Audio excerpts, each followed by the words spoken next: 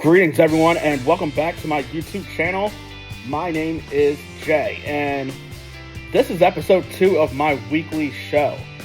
Here on the weekly show, I will cover box office results from this past weekend. I'll also provide my thoughts on, the top 5 of, the weekend box office. Get some non-spoiler thoughts on the new release movies that just came out.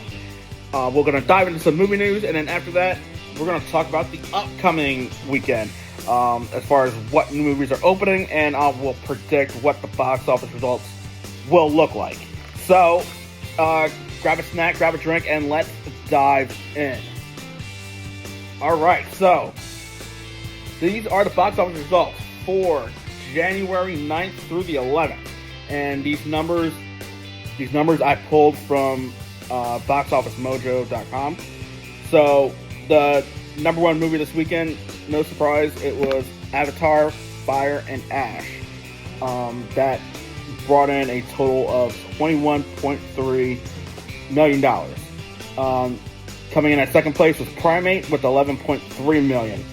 Third place was The Housemaid at $11.2 million. And fourth, Zootopia 2 at $10.1 million. And rounding out the top 5 is Greenland 2 Migration, bringing in $8.5 million. Alright, so my thoughts on the top 5.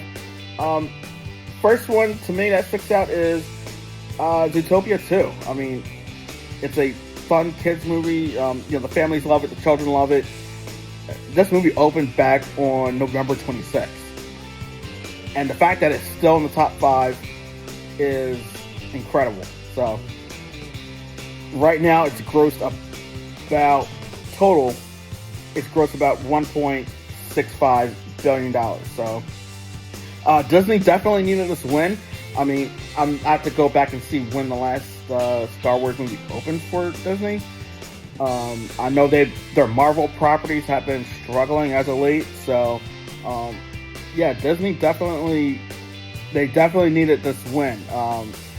And we'll see if a Zootopia 3 ends up getting a green light.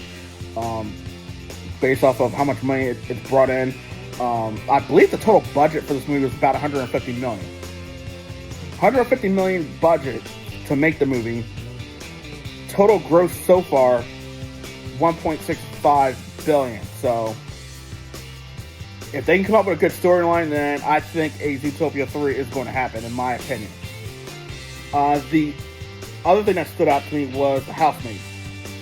Housemaid opened December 19th. This is an R-rated movie.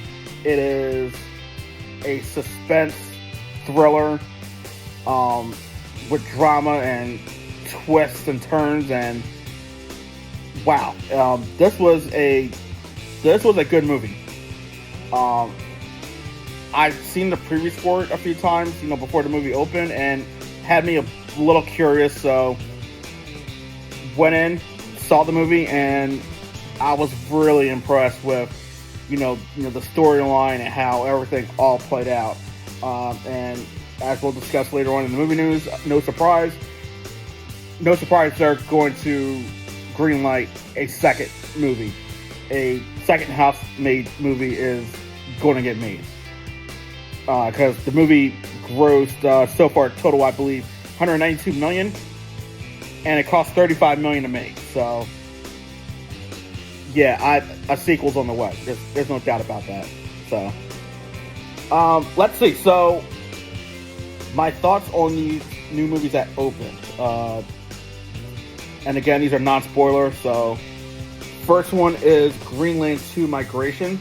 What I liked about this movie is you see the ugly side of humanity, and you also see the best side of humanity in the wake of a natural disaster. Given the events of the first movie and what the world looks like here in the second movie, you see, a struggle to survive and organize. And while they're seeking out and exploring this new world. So that way they could find themselves a better place to thrive, basically. So trying to avoid going into specifics to obviously avoid spoilers, since it is a new movie. This movie, to me, it's a battle for second chance. So they managed to get into a bunker and hunker down as the comet was getting ready to collide with the planet at the end of the first movie. And now they're going to go out and explore and see what happens. So they're battling, for survival. So, and again, that's in the synopsis and it's in the trailer, so that part's technically not a spoiler. So yeah, it's a battle for second chance, and you see sacrifice. People risking their own lives for the common good. And then you also get to explore this unique world after a disaster, which was the events of the first movie. So that was definitely something I was looking forward to, because I remember talking about in my previous video Independence Day, how we all know how Independence Day 1 ended, and then Independence Day 2, which was Resurgence. Society's rebuilt, cities are rebuilt, there's new technology. I would love to have explored what the world looked like between those two movies. What the rest of the major cities look like, which cities survived, the survivors, how they navigate this decimated world, how do they rebuild, so I'm kind of glad that Greenland 2 painted this picture. The marketing, I think, is what hurt this movie. I think the marketing is what did it. That plus, disaster movies overall. Is there a fatigue on disaster movies? Possible. But I think the marketing is what's hurting the movie. I didn't see too much marketing for it. So, we'll see what happens moving forward, because, again, this is a new movie, and it only brought in $8.5 million, and it rounded out the top 5. So, honestly, I would not be surprised if Greenland 2 falls out of the top 5 after this upcoming weekend. Primate. I'm starting to believe in horror movies once again. I was not the biggest horror movie fan to begin with, mainly because I felt as though if you've seen one horror movie, you've basically seen them all. Like, for example, if you've seen the very first Conjuring movie, to me it was like you basically then have seen Conjuring 2, Conjuring 3, Conjuring 4, and all the other spin-offs. And the same thing with movies like Insidious, or Nightmare on Elm Street, or any of the Jason movies. This one has a good take on it.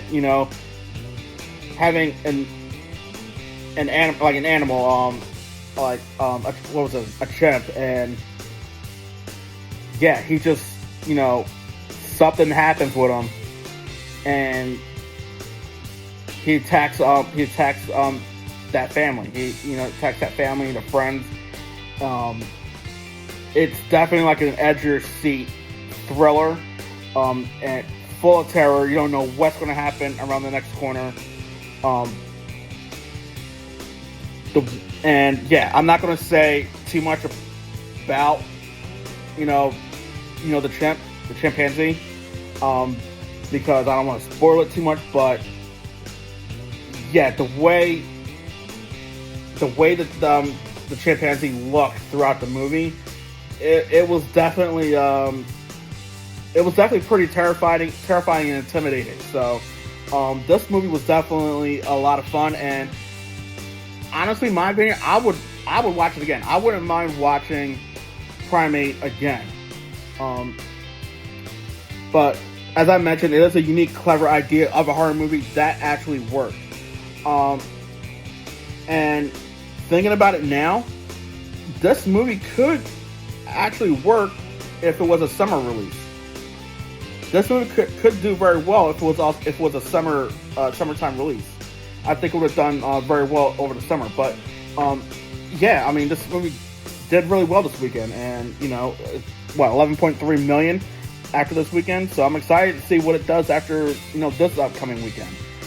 So those are my thoughts, non-spoiler reviews on the two new movies, Greenland 2 Migration and Primate.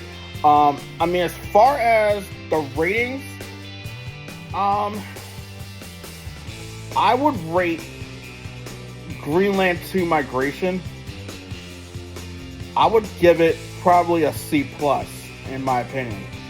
And then as far as Primate, I would probably go B+ on that. I think I'll go B+ when it comes to Primate. So with all that out of the way, we are now going to dive into some movie news. Okay, so up first on movie news, no surprise, Housemaid is getting a sequel. A few days ago, it's been reported by Deadline, Variety, the Associated Press. Lionsgate has greenlit production for a sequel to The Housemaid, and Sydney Sweeney is eyeing a return to the sequel, reprising her role, and it's obviously based off the successful novels of the same name, basically. So really excited for this one. I enjoyed The Housemaid, and we'll see what they do with the second movie. Will it be a success as the first one? It's quite possible. Obviously, the studio will have to, they'll have to be careful with the budget. Like they can't, go too crazy with the budget. But that's easier said than done, because anytime a movie does well and a studio wants to make a sequel, they tend to pour more money into the budget and hopefully see a bigger return. But with a Housemaid sequel, I would exercise caution when it comes to the budget. I mean, yes, you still need to put money into the budget. You need to put a good amount of money into the budget, but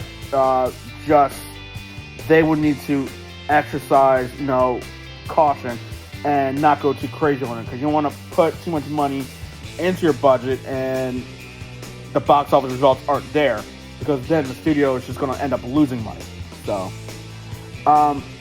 that's first up on movie news. Next,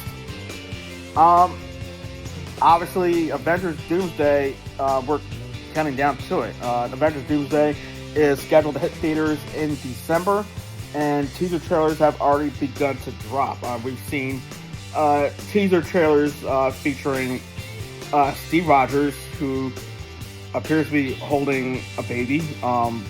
So from what it looks like, Steve had a kid. It looks like Steve had a kid with Peggy. So we'll see what's going to happen after that. Thor again has his own trailer, and yet the way Thor's been talking in that trailer, it makes you wonder what's going to happen with Thor's character. So I'm really curious to see what's going to happen with Thor in Avengers Doomsday. And then finally, the X-Men. The X-Men, not the entire X-Men cast, but you do see Charles Xavier. You do see Magneto. And you also see, towards the end of the show, you do see Cyclops. And what makes this even more exciting is that it's the 20th Century Fox version of the X-Men. So it's Patrick Stewart, it is Ian McKellen, it's James Marsden. So they're reprising their roles. And then the trailer gives off a sense of dread and despair, like what just happened. Because judging from what the trailer looks like, it looks like the X Mansion was attacked, and it suffered damage. I don't know if it was totally destroyed, but it's definitely suffered damage. Like someone or something attacked the X Mansion, and I'm willing to bet money on it that it was Dr. Doom.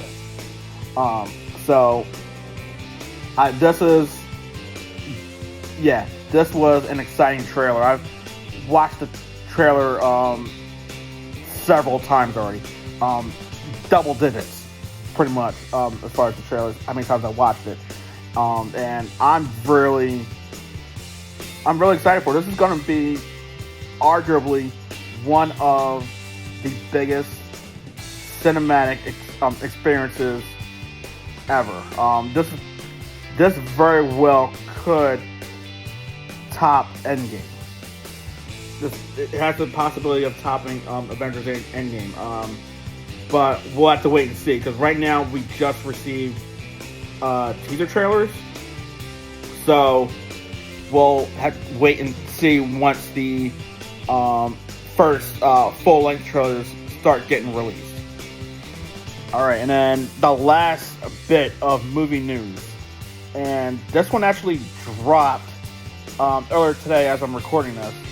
And that is some interesting news, as Paramount Skydance is apparently going to sue Warner Brothers Discovery. Paramount Skydance believes as though that Warner Bros. Discovery is not releasing details over their deal with Netflix, like why the Netflix deal makes the most sense for them and why they want to go with Netflix over Paramount Skydance. Paramount Skydance has tried to put in at least one or two counteroffers, and each time Warner Bros. Discovery has said no. So I'm curious as to what exactly the agreement is between Warner Bros. Discovery and Netflix, because I haven't heard too much about it. I'm also curious as to exactly how much Paramount was willing to offer. Because if Paramount was offering more money than Netflix, then why did Warner Bros. Discovery turn down Paramount's offer? Because Warner Bros. Discovery is they're publicly traded, so they need to do what's in the best interest of the shareholders. They want to be able to help the shareholders make as much money as possible. So I mean, if that is kind of a red flag, if Paramount is counter offering with more money versus Netflix, and Warner Bros. Discovery saying no. So this is definitely a unique situation that I'm going to monitor and keep a close eye on to see what else develops. But something else that was also interesting, and I haven't really seen too many people talk about this, is that where's Comcast in all this? Because Comcast submitted an initial offer, and obviously Warner Brothers went with Netflix. But we all remember Comcast and Disney, they were literally in a tug of war for 20th Century Fox, with Disney obviously, winning the bid. So I'm wondering why Comcast did not submit a counteroffer, or if they did, why didn't they try to submit an even higher counteroffer? Because right now they own Universal Studios, so I mean they could very well, submit an offer for Warner Brothers, and obviously leave Universal as one brand, leave Warner Brothers as a separate brand, and keep both studios open and running business as usual. So, this is definitely a crazy, unique situation. Me personally, I do have concerns with Netflix trying to acquire Warner Bros. Discovery. I might cover that in a separate standalone video, but we shall see. Alright, so with that out of the way, now it's time to talk about what's opening up this weekend.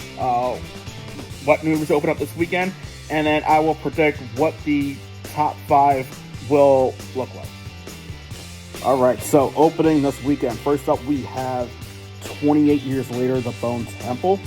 This takes place after the events of the previous movie, 28 Years Later, which opened last year. So basically, Spike is inducted into, Sir Jimmy Crystal's gang, which is full of killers in this post-apocalyptic Britain, which has been ravaged, by the virus. So that's pretty much like the gist of what the movie's about. And yeah, so I'm definitely gonna be checking this movie out this weekend. Most likely, opening premiere night, which is on Thursday. So that is 28 Years Later, The Bone Temple. Majority of the cast is back, reprising their roles. So next up is Dead Man's Wire.